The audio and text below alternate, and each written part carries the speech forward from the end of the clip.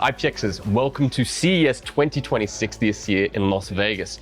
You spotted me at a pretty cool time because I'm at Ceva's booth, where I'm going to be having a look at this section, Edge AI and Inference, one of the coolest topics there is this year at CES. If you want to know why I'm holding a car inside, stick around because I've got two great demos to show you. So let me invite my friend Ilya to come tell me more. Ilya. Nice to meet you. Thanks for having me. Thank you. We're going to be looking at two demos today. Let's start over here. What are we looking at? We are looking at a Ceva MPU on an FGA platform. Okay.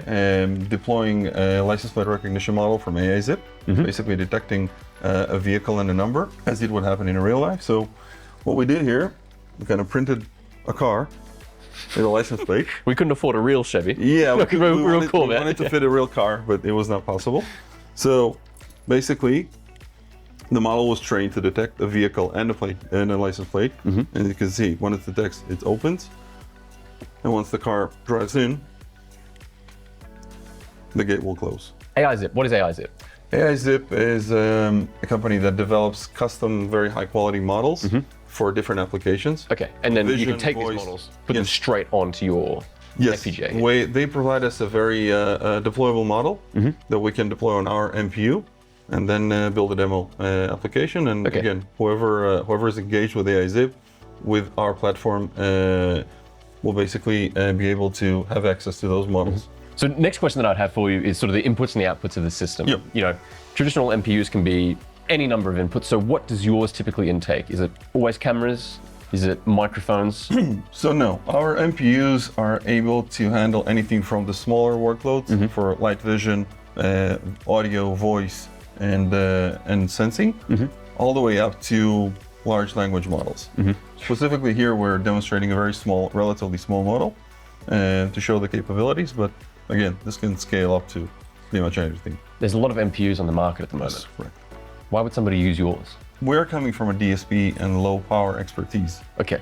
And I think that in terms of advantages, we have a very good performance, compared, and a very good ecosystem, which is important to a customer that's building a specific application. And yeah, something that can be evaluated if customer contacts us. For the people that understand NPU performance metrics, is there any common metrics that you'd be able to rattle off for them at home? Maybe TOPS would be one of them, the amount of power that it uses? So our MPU portfolio goes from 200 GOPS all the way up to 20 TOPS and higher. So again, depends on the use case, depends on the application, depends on the customer. We will tailor a specific solution, provide a specific solution. Brilliant. What sort of products came before this? Just to put it in people's minds where these developments sit in the grand scheme of MPU development. What came before this? I think it was a DSP. DSP, and we had a very long DSP expertise, doing DSPs for audio, doing DSPs for vision. Yeah. And the MPU kind of scaled things up because it's now a combination. It's not audio, it's audio AI. It's vision AI. It's all the sensing, all the anomaly detection, predictive maintenance use cases, and now the small language models and the large language models. So we just need to make sure that we provide the right platform to enable those use cases. One more question, and then we're going to have a look at this one.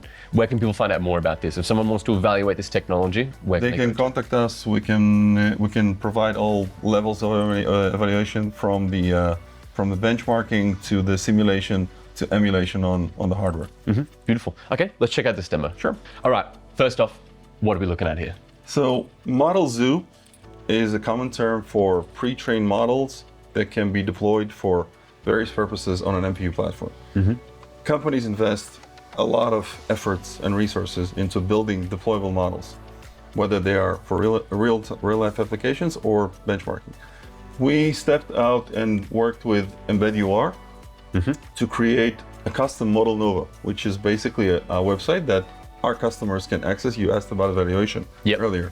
So any customer under evaluation has an access to a set of pre-trained models. Can I have a little scroll here? Yes, of course. Brilliant. So these are all models that can be placed straight onto your MPUs. Correct. They are already optimized for our MPUs.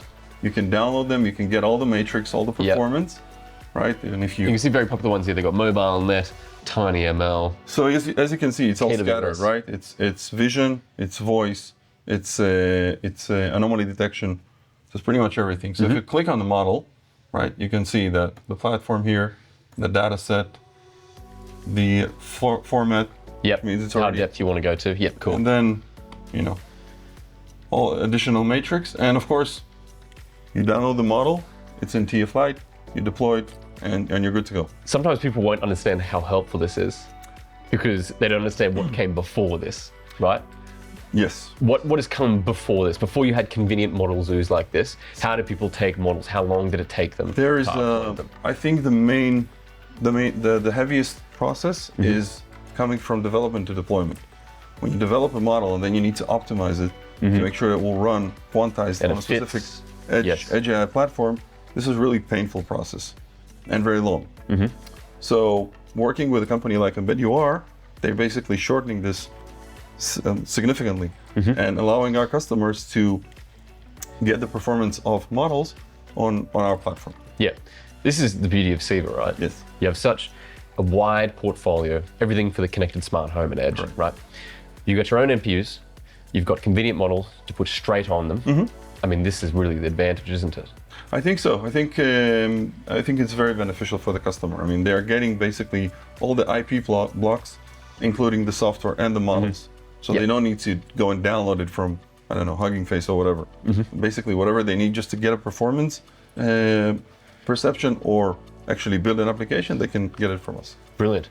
If people want to find out more about what they're seeing here, how can they do that? They can contact us. Still contact you? Yeah. Beautiful. Absolutely. Simplest way. Brilliant. Awesome. Well, thank you so much for showing me around.